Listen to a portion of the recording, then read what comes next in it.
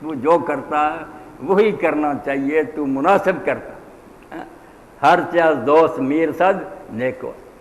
یار کی طرف سے جو آئے وہ برا کیوں ہوگا؟ اللہ رحیم اور مہربان اور رب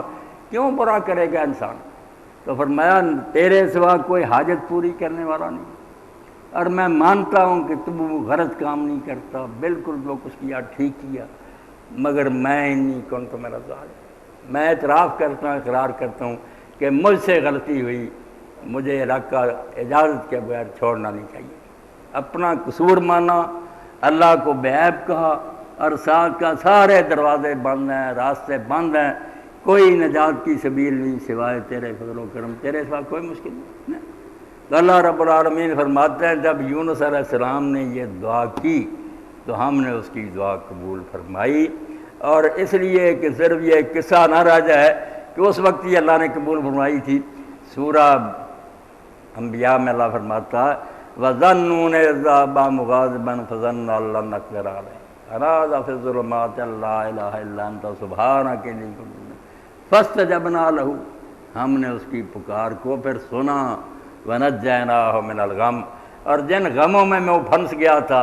اس سے اسے نجات بخشی، وَكَذَٰلِكَ نُنجِي الْمُؤْمِنِينَ، یہ عام قانون بیان فرما دیا کہ ہم اپنے ماننے والوں کو اسی طرح نجات دیا کریں۔ قیامت تک بھی اگر کوئی پھنس جائے گا، راستے بند نظر آئیں گے، کوئی نہیں سوجے گی کہ اب کیا بنے گا، پکارے ہمیں، ہمارے لیے کوئی کام ہونا نہیں، ہم ان کو نجات دیں گے۔ تو یہاں بھی فرمایا کہ اگر وہ یہ تسبیح نہ کرتا، اللہ کو نہ پکارتا، تو مچھلی کے پیٹ سے نکلنے کی کوئی سبیل تھی؟ لَلَبِثَ فِي بَطْنِهِ إِلَىٰ يَوْمِ يُبْعَثُونَ، قیامت تک وہاں ہی رہتا، زندہ رہتا، یہ مر جاتا، قبر بنتی، نکلنا نصیب نہ ہوتا۔ فَنَبَذْنَاهُ بِالْعَرَاءِ وَهُوَ سَقِيمٌ،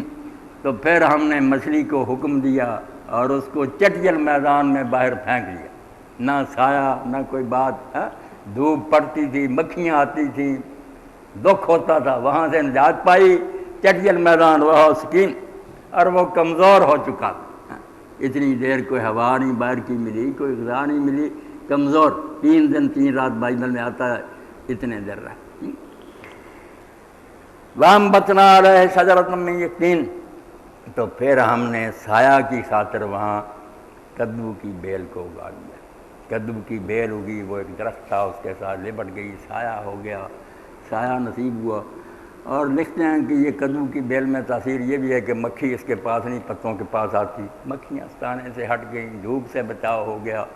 اور مورخین لکھتے ہیں مفسرین کہ ایک ہرنی کو اللہ تعالیٰ نے اس پر مقرر کر دیا، وہ آتی ہے رات کو دودھ پلا کر چلی جاتی، غذا کا سامان ہوا، سایہ ملا۔ تو یونس علیہ السلام پھر کچھ طاقتور ہوئے، تو وہاں پھر تورات میں آتا ہے کہ ایک دن کیڑے نے اس بیل کو کاٹ دیا، جڑ کاٹ دی اور وہ سوکھ گئی، تو دھوپ نکلی تو دھوپ محسوس ہوئی، تو یونس علیہ السلام نے دیکھا تو جڑ کٹی ہوئی تھی، کیڑے نے کاٹی تھی، تو آپ نے اس کیڑے کو برا بلا کہا کہ تیرا کیا بگڑتا تھا یار، سایہ تھا، میں سائے میں بیٹھتا تھا، تو نے یہ کیا کیا؟ اصل میں اللہ تعالیٰ سمجھانا چاہتا تھا، اللہ تعالیٰ کی طرف سے وہی آئی کہ یونس تو نے یہ نہ بیج بویا، نہ یہ پودا اگایا، کوئی حصہ تیرا اس میں تھا، میں نے تیرے لیے ہوا، تو صرف سایہ لیتا تھا نا، اس کا کتنا دکھ ہوا اس کے سوکھ جانے۔ وہ نینوا شہر جہاں 1 لاکھ سے زیادہ آبادی ہے، بالغ مرد عورتیں اور بچے، تو ناراض ہو کر کہتا ہے کہ اس کو برباد کر دیا جائے، میں نے ان کو رزق دے کر پالا، میرے وہ بندے ہیں، تجھے ایک بیر سوکھ جانے کا یہ دکھ ہے، میں ارحم الراحمین رب ہوں، مجھے اتنے بندے مارتے ہوئے دکھ نہیں آتا، تو چھوڑ اس بات کو، جا واپس۔ وہ ڈھونڈتے پھرتے ہیں۔ ادھر یہ ہوا کہ جب یونس علیہ السلام ناراض ہو کر نکلا ہے تو بادشاہ نے سارے شہر میں منادی کرائی کہ بھئی ہم سے بڑی یہ گستاخی ہوئی، اللہ کا نیک بندہ تھا، پیغمبر تھا، ہم سے کچھ لیتا نہیں تھا،